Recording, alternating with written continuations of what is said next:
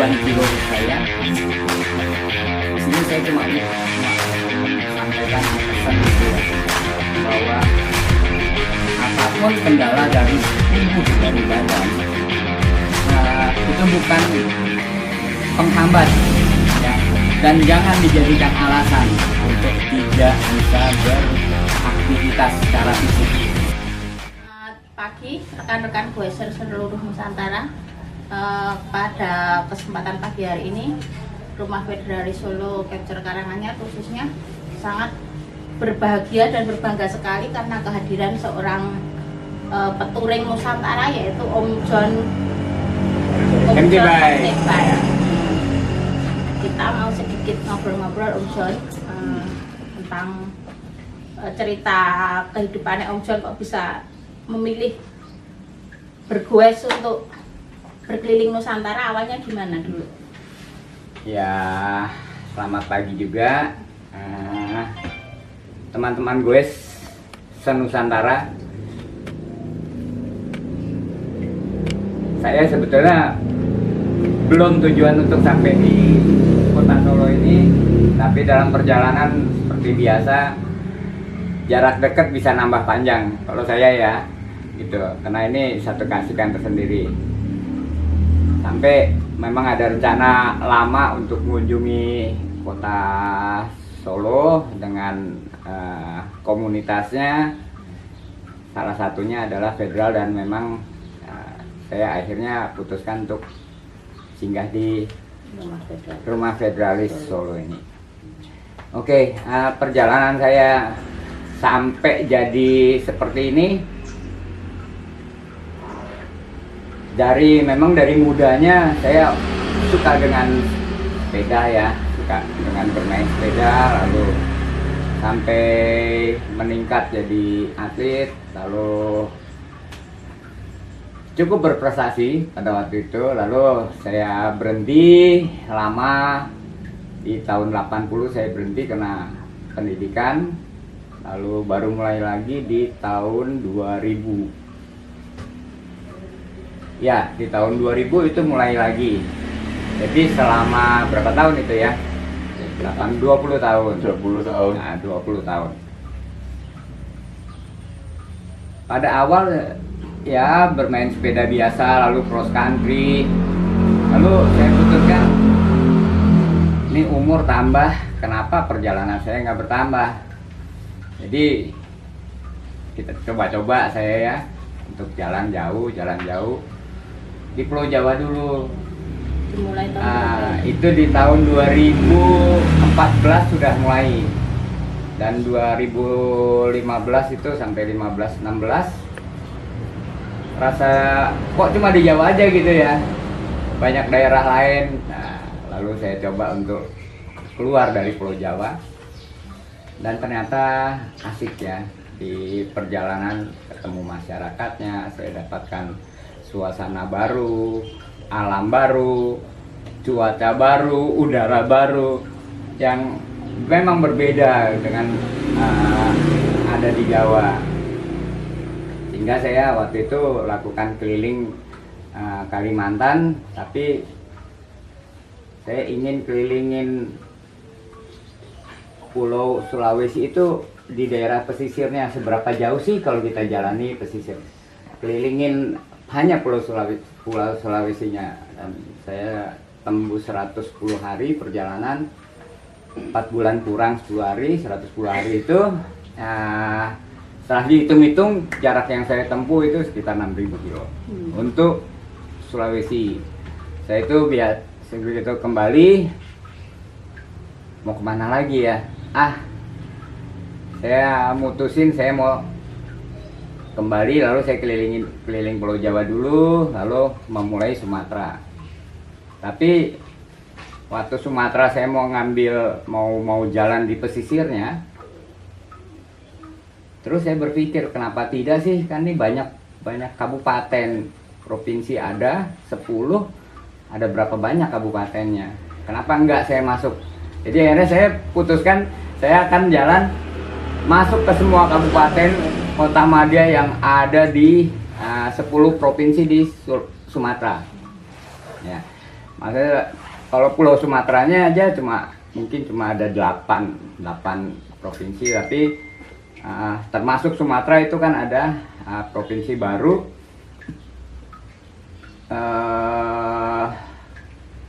Kepulauan Riau, sama yang sudah lama Bangka Belitung. Jadi ada 10 provinsi itu, dan saya mulai perjalanan, saya jalani itu semua dari mulai Lampung sampai Aceh, sampai kembali lagi. Itu murni bersepeda. Semuanya saya inginnya murni bersepeda, saya nggak mau dibantu. Terus terang aja malu lah kalau dibantu. Waktu itu saya berpikir gitu ya, malu dibantu, masa saya nggak bisa gitu. Ini sepeda buat di jalan, bukan di atas truk, ya. Jadi ya di jalan, ya udah saya jalan di jalan gitu. Apapun keadaannya, kalau harus nyebrang kali nyemplung deh gitu ya. Tapi jangan sampai terlalu ekstrim nyemplungnya, karena pasti akan rusak nanti di hub-hubnya seperti gitu, BB hub segala macam. Jadi saya jalani itu. Lalu dalam perjalanan antar kabupaten itu, saya nemukan ada berapa yang harus bolak-balik gitu dari satu perjalanan. Nah, mau saya tanpa bolak-balik, kalaupun harus nebas hutan untuk dapat perjalanan satu garis perjalanan yang saya lewati, saya bikin, itu saya lakukan. Akhirnya dari situ muncullah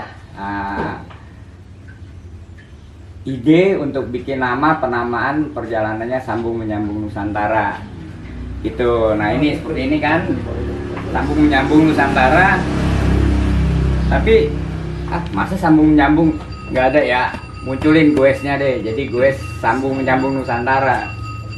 Begitu saya mau tulis panjang banget gitu ya, apa ini sambung menyambung, coba utak-atik kata, huruf-huruf, munculnya sayang. Makanya dibilangnya gue sayang Nusantara, tapi sebenarnya sayang itu dari kata Sambung Menyambung Nusantara. Sambung menyambung ini itu adalah dari kabupaten ke kabupaten sebisanya, tidak bolak-balik. Tapi ada beberapa tempat saya harus bolak-balik, karena kalau saya mau bikin lurus, saya sebelum tinggalkan provinsi itu, kita bisa masuk ke provinsi lain baru balik. Yang enaknya kalau satu provinsi itu dikelarin gitu loh, baru pindah provinsi lain. Seperti itu. Jadi inilah perjalanan pulau keduanya di luar Pulau Jawa ya, Sumatera. Lalu pulau ketiganya Kalimantan, tapi Kalimantan baru dapat satu provinsi ditambah 3 kabupaten.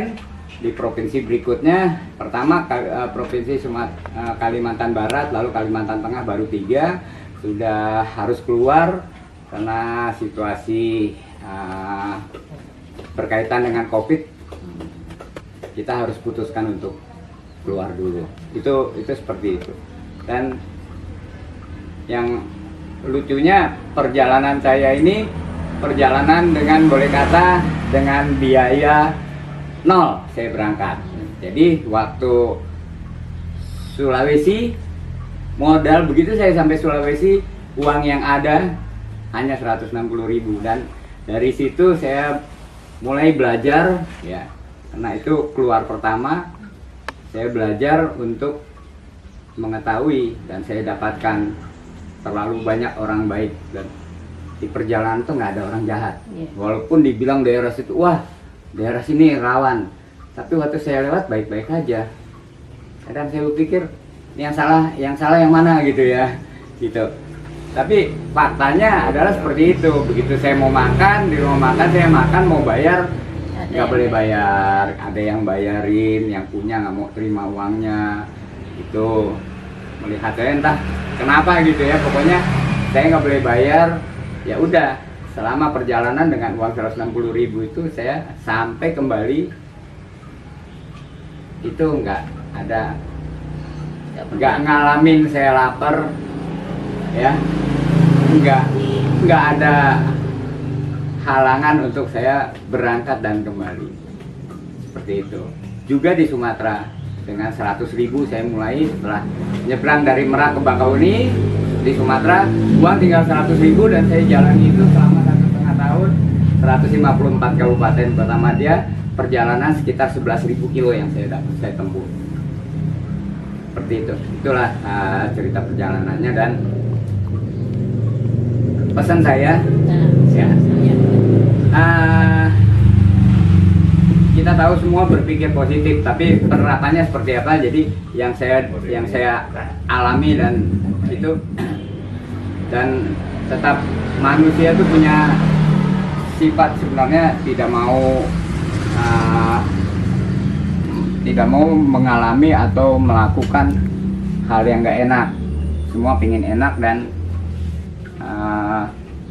faktanya dalam perjalanan pun saya ngalami seperti di satu daerah yang rawan dengan perilaku berapa orang yang suka katakanlah begal gitu ya.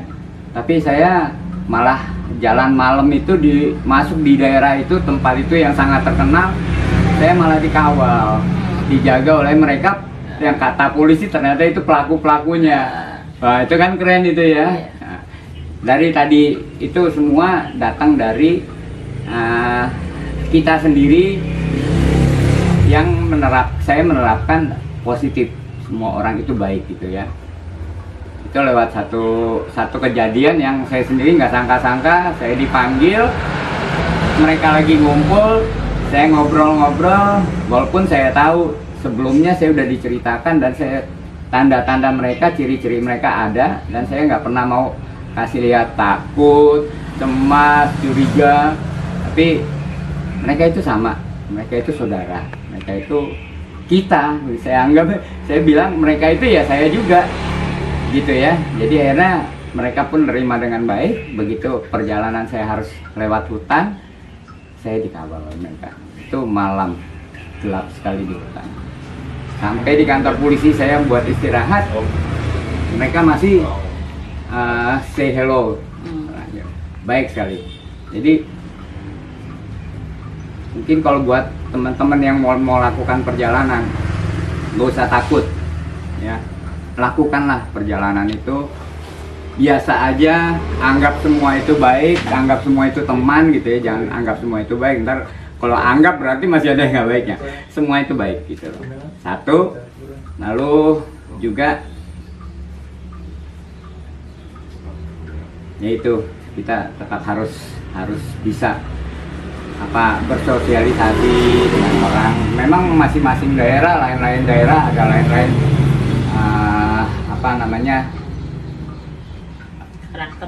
karakter manusianya terkait dengan adatnya, tradisinya. Dan dalam perjalanan itu saya dapat informasi kalau misalnya ada daerah yang kita tahu, kita dengar ya, daerah sana tuh rawan gitu. Dan setelah saya coba cari tahu, biasanya terjadi itu pada saat paceklik. Daerah itu paceklik dan mereka itu kebisanya cuma itu gitu ya. Jadi hal seperti itu udah saya siap untuk terima kalaupun terjadi. Tetapi yang lebih dari itu adalah satu pengalaman di mana kita dapat informasi, begitu kita sampai di situ, yang terjadi malah terbalik dari informasi yang kita dapat. Jadi ada yang beritahu hati-hati daerah ini rawan ya, tapi waktu kita lewat sana aman-aman aja gitu loh. Pertanyaan saya, yang nyampaikan itu rawan apa dialami? Waktu saya tanya ternyata enggak. Dari mana informasi? Dari orang lain. Ya sudah ya, informasi yang nggak baik itu disampaikan kepada orang lain. Kalau percaya ya kasihan orang daerah situ, daerah setempat, dalam anggapan yang negatif, padahal sudah tidak negatif gitu. Seperti ada satu daerah Aceh misalnya ya, jadi dia ada yang bilang kok, oh masuk Aceh turunin bendera. Waktu saya bendera merah putih, waktu saya masuk Aceh malah mereka bilang merdeka. Nah ini yang benar yang mana nih gitu kan? Faktanya ya saya ngeliat yang terjadi saat itu. Informasi dia dapat informasi dulunya, dia pernah ngalamin, tapi berapa tahun lalu. waktu itu berubah loh. Kemarin sama hari ini kan beda. Dan besok kita nggak tahu apa yang akan terjadi. Pastinya kan begitu. Akhirnya yang saya lihat itu masa lalu. Dan dia sampaikan ke saya masa lalu yang dianggap masuk ke masa besok. Karena saya mau masuk kan. Wah ini nggak benar nih. Seperti itu. Jadi kita jalan apa adanya aja. Nggak usah dengar masa lalu, apalagi yang negatif-negatif. Kalau mau masa lalu yang asik-asik, karena kita akan jalan dengan asik. Kalau kita kan nggak mau jalan dengan beban, ada beban yang memberatkan gitu, menakutkan, akhirnya akan menghambat perjalanan kita, keinginan kita, tujuan kita. Itu aja. Pesan-pesannya buat boser Indonesia khususnya. Ya, pesan-pesan buat semua. Kalau mau lakukan perjalanan, lakukanlah perjalanan. Ya, seringkali saya sering dengar, wah saya mau jalan, mau seperti Om John, tapi saya lagi kumpulin uang.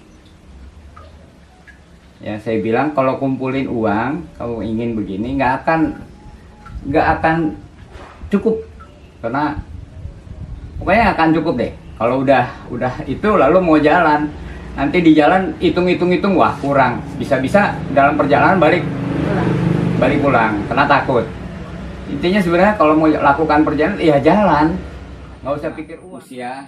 Dan terkait dengan usia itu yang 61 tahun ya, tapi sebenarnya ada yang lebih istimewa dari saya rasakan istimewa. Buat saya sih istimewa ya, nggak tahu buat orang menilainya apa.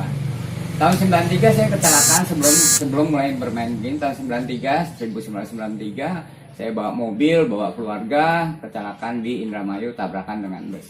Akibat dari tabrakan itu kaki saya jadi patah di pinggul sini, lalu jadi lebih pendek. Nah mungkin kalau mau lihat, nah ini tuh jaraknya seperti ini. Ya, dan dari ini ada operasi kemarin.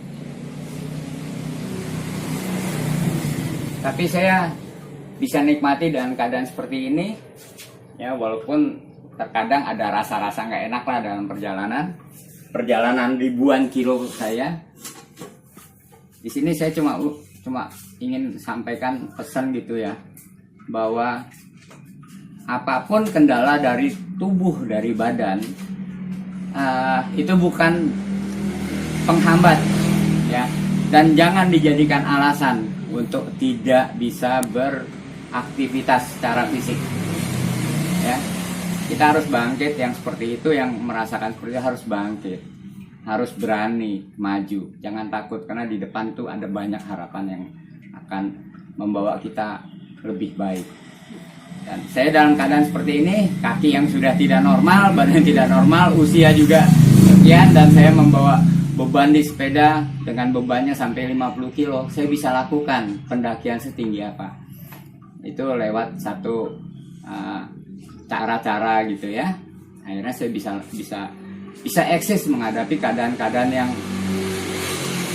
banyak orang mungkin aduh berat ya seperti itu. Tapi buat saya akhirnya bukan jadi kendala, bukan jadi tanjakan tinggi tidak menjadi kendala, beban berat di sepeda saya tidak menghambat saya, nggak bisa menghambat saya. Kondisi saya yang sudah tidak normal pun tidak bisa menghalangi saya untuk sampai tujuan lebih maju. Ya, saya inginkan semua bisa lakukan itu. Mau nerima, lalu mau mencoba, ya silakan mencoba, silakan jalani, ya, dan silakan menikmati hasilnya. Oke, itu aja dia. Ya. Salah satunya. Ya. Cerita dari Opa ini bisa menginspirasi kita, apalagi yang anak-anak muda ya. Opa aja yang udah 61 ya Opa? Iya. Masih bisa bergoes mengelilingi Nusantara. Pesannya kalau buat bergoes apa? Salam apa? Salamnya Opa. Kalau salam saya ya salam sehat, salam Nusantara.